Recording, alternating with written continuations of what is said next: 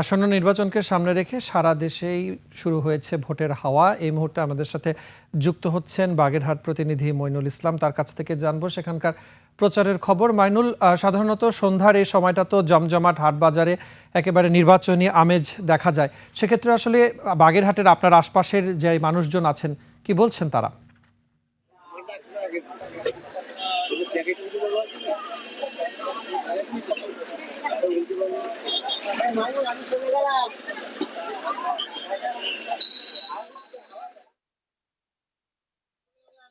জি, মুজাহিদ আপনাকে ধন্যবাদ। আসলে আমি বাগেরহাটের একদম প্রাণকেন্দ্রে মিঠাপুকুর পাড়ে দাঁড়িয়েছি ত্রয়োদশ নির্বাচন উপলক্ষে।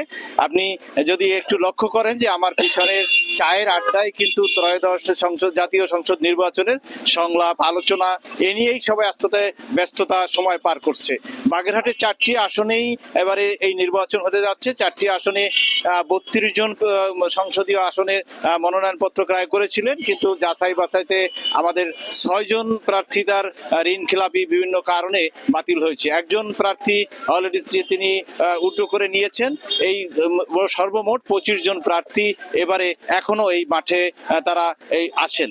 আমরা একটু যদি আপনাকে বলে রাখি, যেহেতু দুটি দলের মধ্যে এবার বড় দল বিএনপির মধ্যে যে আছে তাদের অনেকে বিদ্রোহ এখনো আছে, কিন্তু দলের নির্দেশনাও আসছেন যে যারা এই প্রার্থী ধানের শীষে যে প্রার্থী আছে তাকে প্রার্থী ছাড়া অন্য যারা আছে তারা প্রার্থীদের প্রত্যাহার করে নেওয়ার জন্য।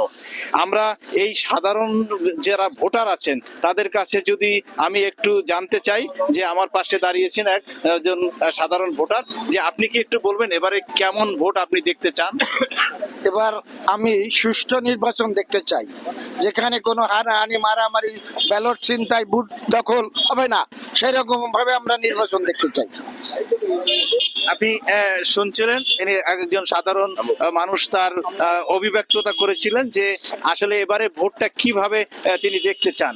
আর বাগেরহাটবাসী এবারে হচ্ছে যে সাধারণ যারা ভোটার আছেন তাদের চয়েস হচ্ছে যে যার দ্বারা বাগেরহাটে উন্নয়ন হবে, যার দিয়ে বাগেরহাটে মাদক মুক্ত হবেন এমন একজন প্রার্থীদের তাকে ভোট দিবেন। আসলে আমরা প্রার্থীটা কাকে ভোট দেবেন এটা যদি জানতে গেলেও কিন্তু প্রার্থী কেন সাধারণ ভোটাররা কিন্তু আমাদের কাছে স্পষ্ট করে বলতেছে না যে আমরা কাকে ভোট দেব।